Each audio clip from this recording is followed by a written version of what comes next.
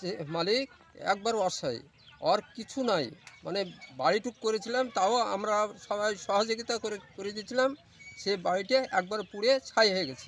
বাংলায় একটি প্রচলিত কথা আছে যে অভাগা যেদিকে যায় সাগর শুকায়া যায়। মুর্শিদাবাদ জেলার হরিহরপাড়া ব্লকের হরিহরপাড়া অঞ্চলের অন্তর্গত গোবরগাড়া গ্রামের একটি ঘটনার সম্মুখীন টিভি এটিএম বাংলা।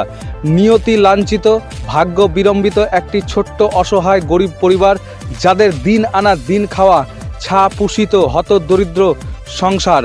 স্বামী স্ত্রী বাচ্চাদের দুবেলা দুমুঠো অন্ন যোগান দিতে যখন হিমশিম, তখন ভাগ্যের কি পরিহাস।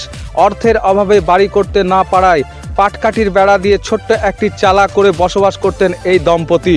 কিন্তু মোমবাতির আগুনে নিমেষেই ছাই একমাত্র সাধের চালাটুকু, সঙ্গে ডকুমেন্টস সহ চাল ডাল কিছু টাকা।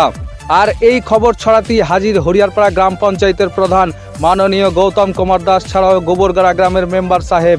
ঘুরে দেখলেন এবং শুনলেন পরিবারের কথা, দিলেন আশ্বাস পাশে থাকার এবং সরকারি পরিষেবা পাওয়ার।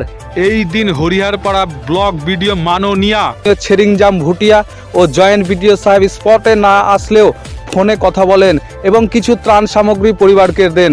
এখন দেখার বিষয় হলো এই অসহায় হতদরিদ্র পরিবারটি কি রাজ্যের মুখ্যমন্ত্রী মাননীয় মমতা বন্দ্যোপাধ্যায়ের বাংলার বাড়ি প্রকল্পের আওতায় আসবেন, সেটাই দেখার পালা। মুর্শিদাবাদ থেকে আবিদ হোসেন মণ্ডলের সঙ্গে সিন্দা মণ্ডলের report, TV ATM Bangla, Kolkata.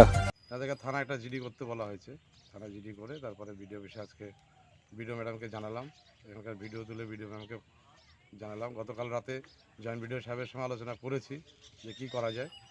আজকে ভিডিও ম্যাম একটু আগে ফোন করে বললেন যে প্রধান সাহেব 11টার সময় তাহলে পাঠিয়ে দেন।